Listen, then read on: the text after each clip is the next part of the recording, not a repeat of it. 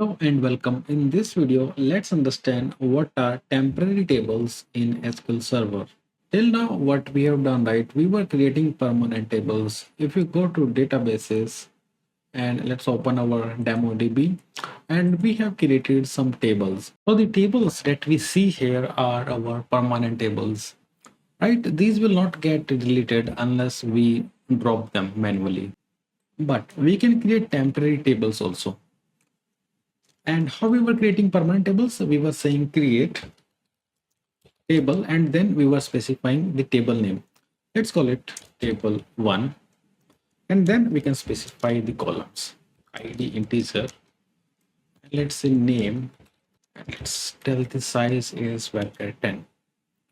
Now if I execute this, my table is created, and if I refresh my tables folder, I will see this table 1 here. So this is our permanent table. To create a temporary table, what we can do, we can use a pound symbol here. So if I create this table with this particular syntax, meaning where I have specified a pound symbol in front of my table name, let's see what will happen. If I execute this, the table has been created. I can create this as a normal table. If I say select star from hashtag table1, I can query this table normally. I can insert data also in this table. I can say insert into, I can specify the table name, hashtag table1, and I can add values in this. So the insertion is also working. We can query the data again. So data is also getting inserted. But where exactly this table is created? Because if I refresh my tables folder, I don't have this hashtag table1 folder.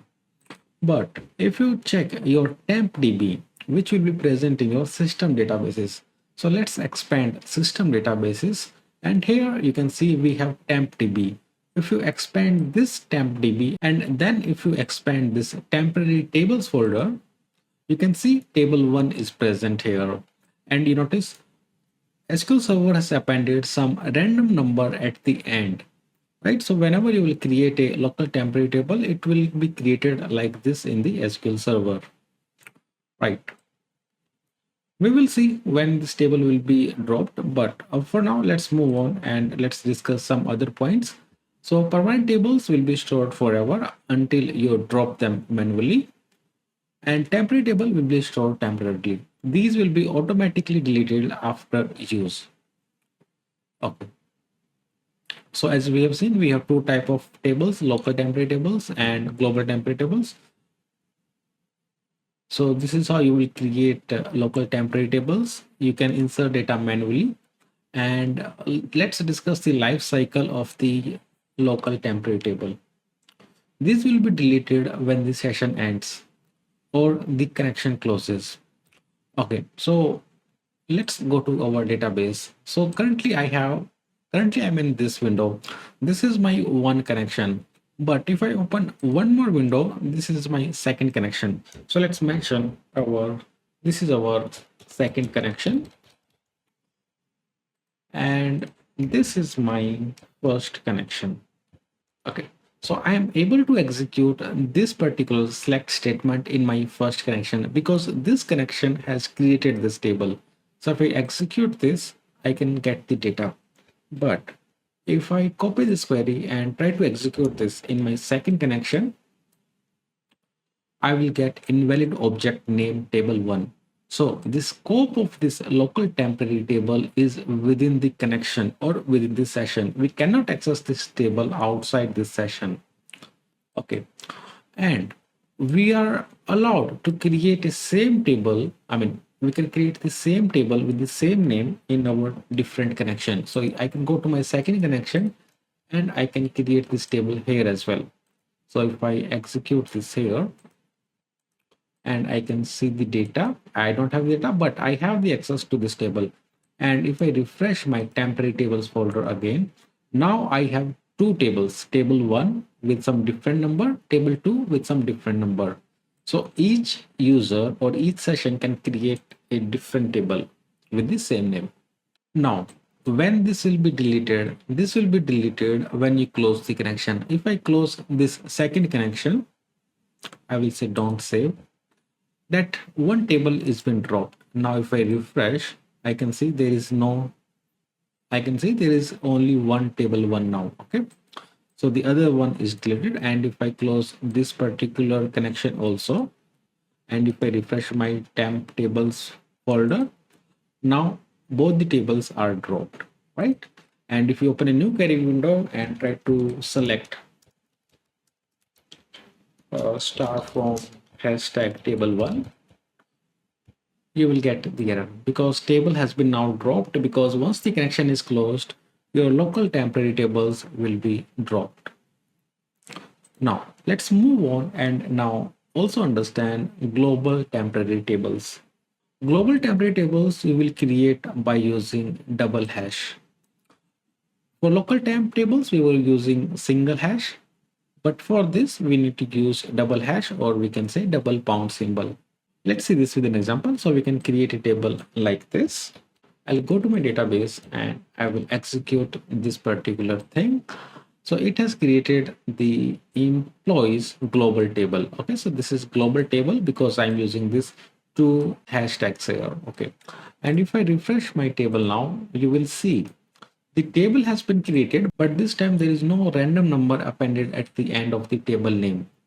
And if I open a second connection and try to say select star from double hash employees, let me copy the name from here.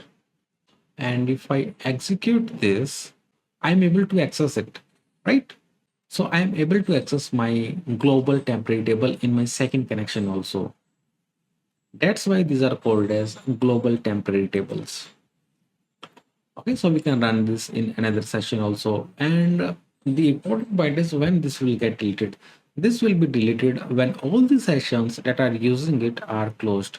So if there are no sessions that are referring to that particular global temporary table, at that time, the table will be dropped. Okay, now let's understand the key differences which we have discussed in this video. First of all, the prefix. In local temporary table, we will use a single pound symbol, whereas for the global temporary tables, we need to use two pound symbols. Visibility. The local temporary table will be visible in the current session only. If you try to access it in a different session, you will get the error saying invalid object name. Global temp table will be available in all the sessions. And the lifetime of local temporary table is session based. So once the session that is created, the local temporary table is closed, the table will be dropped, and global temp table will be dropped until the last session closes, right? And the use case, like when you want to perform some private work, you can use local temp table, and if you want to use it for some shared data, then you can use global temp table.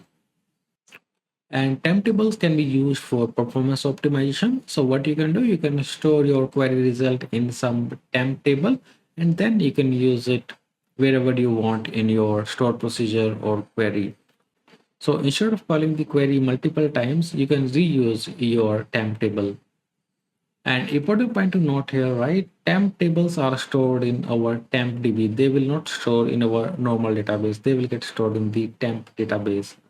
And we can also create indexes. We can also use these tables along with joins, and we can also apply constraints on these tables.